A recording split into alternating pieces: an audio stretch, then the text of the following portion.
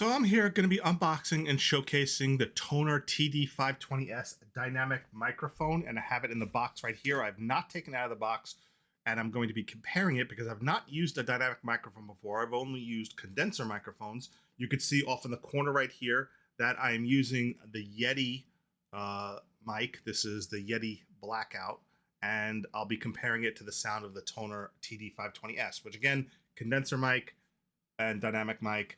You'll be able to hear the difference in this. But showing what you get in the box right here, you of course get the manual for the microphone.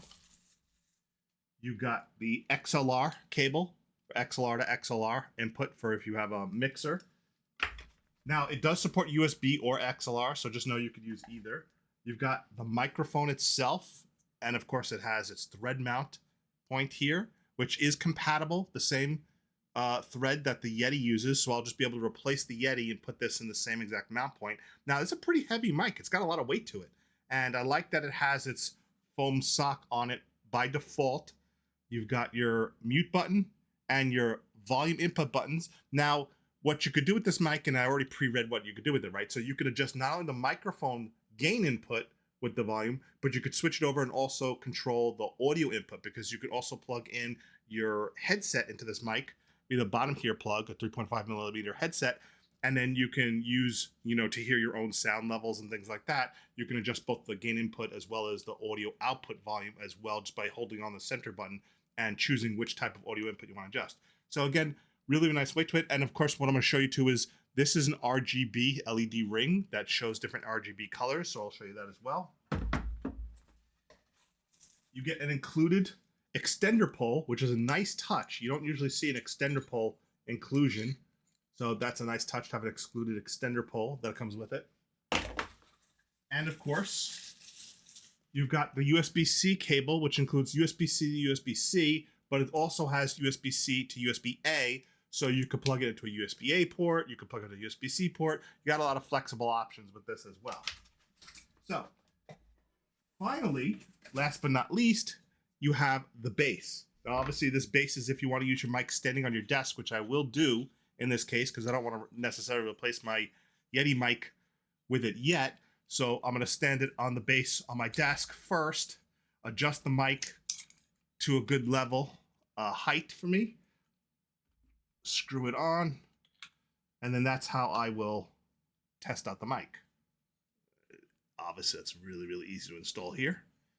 Just screw that on the base here, adjust your height, and you're good to go. So I'm going to plug it into USB-C. I wonder if I can do this live without causing some sort of crash on my OBS software.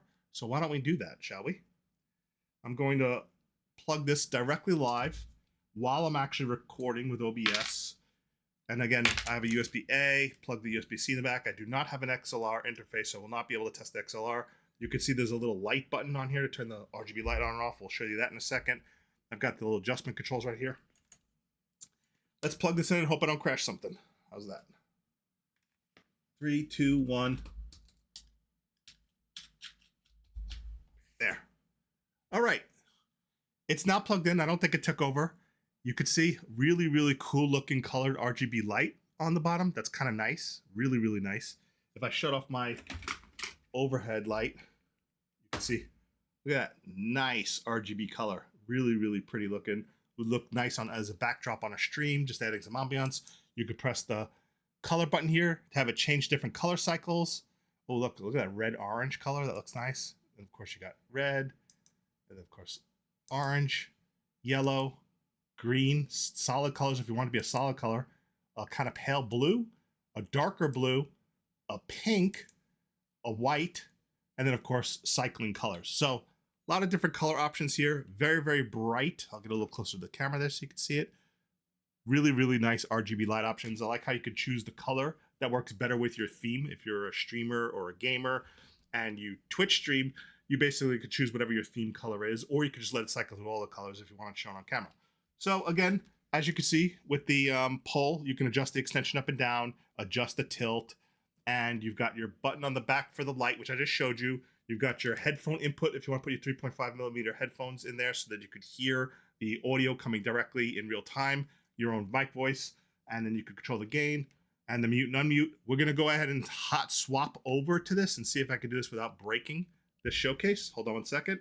I'm going to edit my audio input settings right now live, and we're going to see if I could select this microphone.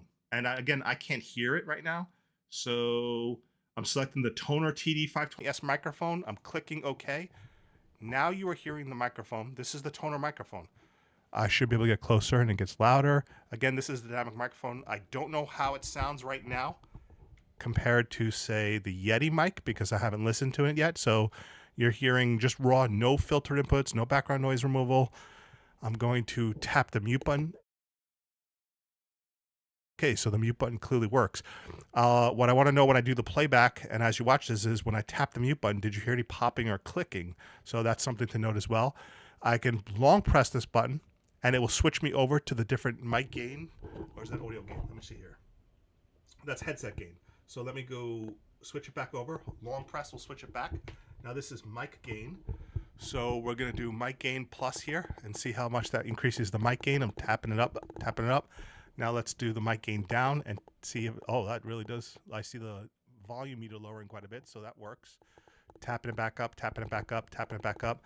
Again, when I do the playback and you listen, whether there's any popping or any clicking or any kind of like interference while I was pressing it. Now, because this is a dynamic microphone, it should have really good background noise cancellation, right? So I'm going to turn on my air conditioner. Here's my air conditioner, and I'm going to turn my air conditioner and see how much that picks up, and then play it back and see how much that picks up. Let's see. So my air conditioner just started. I feel the cold air blowing up my leg. My air conditioner is right under my desk, really close to me. So hopefully that's not picking up too much of my background air conditioner. Again, I'm going to see how the distance pickup is. I'm putting my mouth pretty close to the dynamic microphone because the dynamic microphone, you have to be pretty close to it. They're not, as good at picking up distance sounds, but I'll go a little further away and see how the distance sounds is, especially if it's picking up the air conditioner or not. We'll find out in the playback. So this is just a raw mic test of the TONOR TD520S microphone, comparing it to the Yeti X. Again, this is a dynamic microphone, and hopefully it sounds pretty comparable. Maybe sounds better. I don't know. We'll see when I play back the recording and what you think when you watch this.